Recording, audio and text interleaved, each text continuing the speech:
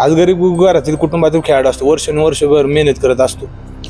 त्या घरच्यांना प्रत्येक माहीत असतं एक पैलवान सांभाळणं, मुलगा सांभाळणं किती हे, त्यासाठी किती म्हणजे कष्ट घ्यावं लागतात, किती खर्च प्रमाणात येतो. आणि तुमच्या जर पंचाच्या एका चुकीमुळे जर असा जर अन्याय होत असेल आणि त्या खेळाडूचं नुकसान होत असेल तर हे चुकीचंच आहे. आता ही जी संघटना होती, संघटना जर पंचांना पाठीशी घालतील, संदीप बोंडवे असेल, दिनेश गुंड असतील, हे जर सरपंचांना पाठीशी घालत असेल तर ही एक महाराष्ट्राला यांच्यापासून एक लागलेली म्हणजे ही एक महाराष्ट्राला संघटनेला लागलेली ही एक कीड आहे. ही कीड पहिली तुम्ही बाहेर काढली पाहिजे. जर ती जर बाहेर नाही काढली तर येणाऱ्या भविष्य काळात येणाऱ्या खेळाडूंवर खूप दुष्परिणाम होणार आहे आणि या ठिकाणी खेळाडूंचं खूप नुकसान होणार आहे. त्याकरता या किडीवर लाथ मारणे हे योग्यच आहे. अनेक चित्रपटांमध्ये किंवा विद्यार्थीमध्ये असतील किंवा नॉर्मल मित्रांच्या संभाषणमध्ये एक डायलॉग नक्कीच ऐकला असेल की तेरे जीत से भी ज्यादा मेरी हार की चर्चा आहे. असंच काहीसा प्रकार महाराष्ट्र केसरीमध्ये घडलेला आहे. अहिल्यानगर इथे झालेल्या महाराष्ट्र केसरीमध्ये एकच नाव गाजलं, ते शिवराज राक्षे यांचं. एकूणच हा सगळा प्रकार आपण टी व्हीच्या माध्यमातून पाहिलेलाच आहे. मात्र आपल्यासोबत स्वतः शिवराज राक्षे आहेत. काय सांगाल सर, एकूणच ह्या सगळ्यावरती काय तुमची पहिली प्रतिक्रिया? सर्वप्रथमचा नमस्कार. काल तुम्ही बघितलं असेल मीडियाद्वारे, व्हिडिओद्वारे कुस्तीच्या, की जो पंचांनी जो चुकीचा निर्णय दिला त्या ठिकाणी, जो मला मान्य नव्हता, त्या ठिकाणी मी अपील केली होती, ज्युरीकडे अपील केली होती, परंतु पंचांनी तो काही व्हिडिओ दाखवला गेला नाही. आणि मी वारंवार त्या ठिकाणी विनंती केली, परंतु तुम्ही जो चुकीचा निर्णय तो तुम्ही का व्हिडिओमध्ये बघितला नाही. तुम्ही व्हिडिओमध्ये बघून जो खरा निर्णय तो मला मान्य असेल, पण तुम्ही व्हिडिओ बघा. मी वारंवार विनंती करूनही पंचांनी त्या ठिकाणी ऐकले गेलेले नाही. हां, एकूणच हा प्रकार घडल्यानंतर काय वाटतंय? हे जे व्हिडिओमध्ये आम्ही पाहिलं, पंचांना लाथ मारली, त्यानंतर पंचांनी निर्णय घेतला, तुमच्यावरती 3 वर्ष बंदी घातली. काय वाटतंय या सगळ्यानंतर? आता संघटनेने माझ्यावर बंदी घातलेली आहे. संघटनेनेच नंतर परत मीडियाद्वारे सांगितलं की पंचांची चुकी, जर एका पंचाच्या चुकीनुसार जर खेळाडूचं नुकसान होत असेल तर तुम्ही त्या नुकसान भरपाई देणार आहे का? उद्या जी झालेली ती काल झालेली जी कुस्ती होती तुम्ही परत घेणार आहे का? तुम्ही नक्की काय करणार आहे? याच्यावर माझा प्रश्न आहे त्यांच्याशी. एकूणच आपण पाहिलं असेल, ह्या महाराष्ट्र केसरीची गदा उचलायला तुम्ही 2 वेळा उचललेली आहे. अनेक वर्षाचा कालावधी जातो, आपली मेहनत जाते.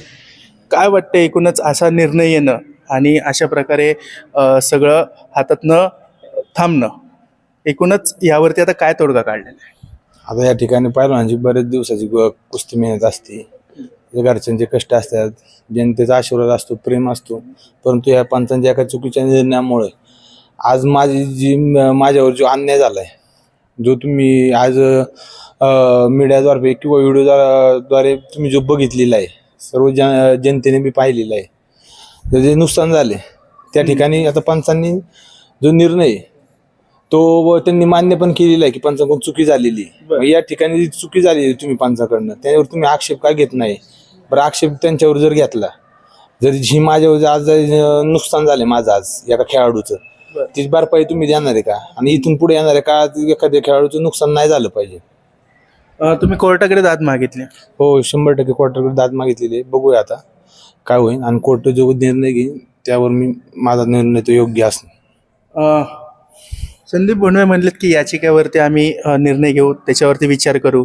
काय वाटतंय? संदीप बोंडवेला काल लाईव्ह मध्ये प्रश्न काय विचारलाय, तू राष्ट्रीय खेळाडू आहे तर मग तू शपथ घेऊन सांग की ती कुस्ती झालीत की नाही झाली. तुला वैयक्तिक प्रश्न विचारलेला आहे की ती कुस्ती झालीत का नाही झालीत. तू त्यावर निर्णय काय देतोय की तुम्ही याचिका संघटनेकडे दाखल करा आणि आम्ही 7 दिवसांनी त्यावर निर्णय घेऊ. याचिका, बरं मी याचिका दाखल करतो, त्यानंतर तुम्ही निर्णय काय घेणार आहे? तुम्ही परत ती कुस्ती घेणार आहे का? जे माझं नुकसान झालंय ते नुकसान भरपाई तुम्ही देणार आहे का? तुम्ही निर्णय काय घेणार आहे? या सगळ्या प्रकरणानंतर नवीन पोरं देखील कुस्तीमध्ये बऱ्यापैकी सहभागी होतात.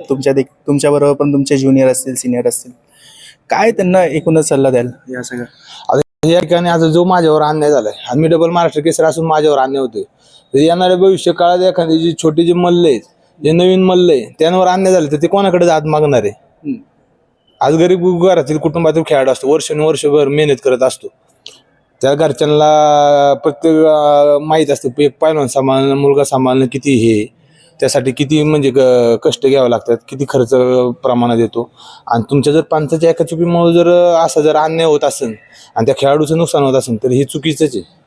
एक आपण पाहिलं की सोशल मीडियावरती मोठा ट्रेंड झाला तुमच्या बाजूने.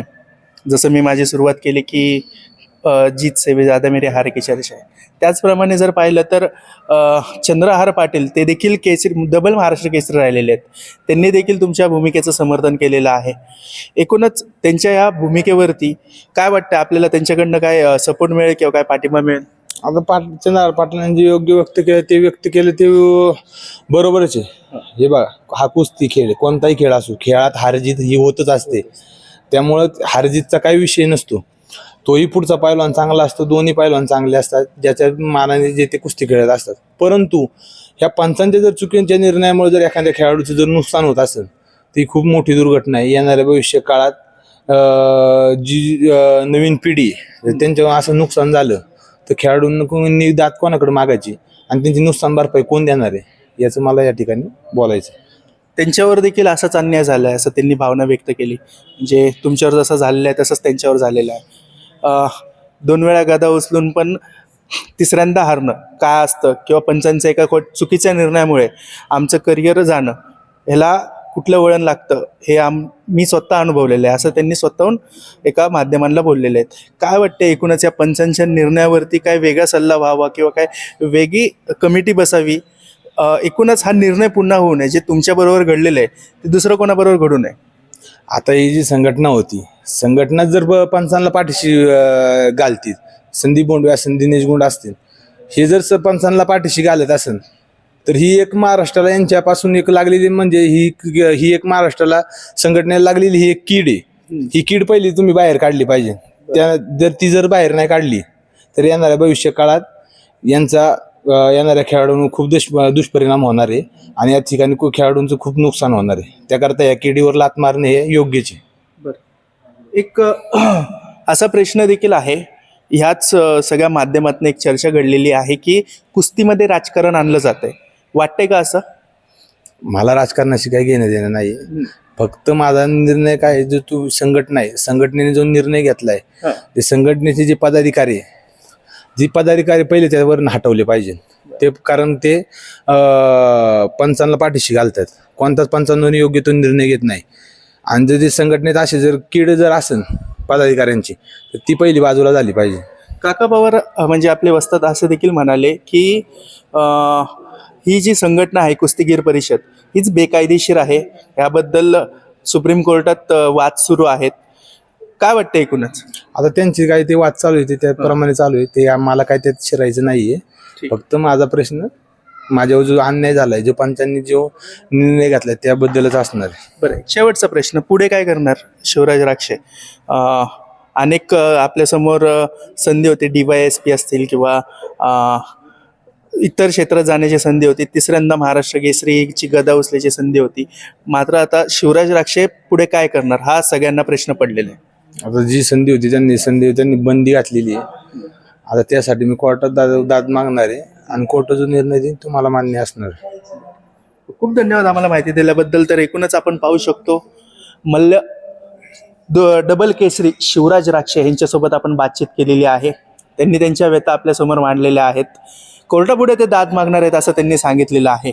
मात्र ह्या सगळ्यानंतर कोर्ट काय निर्णय देत आहे, कोर्टाची ही प्रक्रिया किती दिवस सुरू राहते आणि पुढे काय निर्णय येतोय हे पाहणं महत्त्वाचं असणार आहे. पुण्याहून मी आदित्य पवार, महाराष्ट्र टाइम्स ऑनलाईन.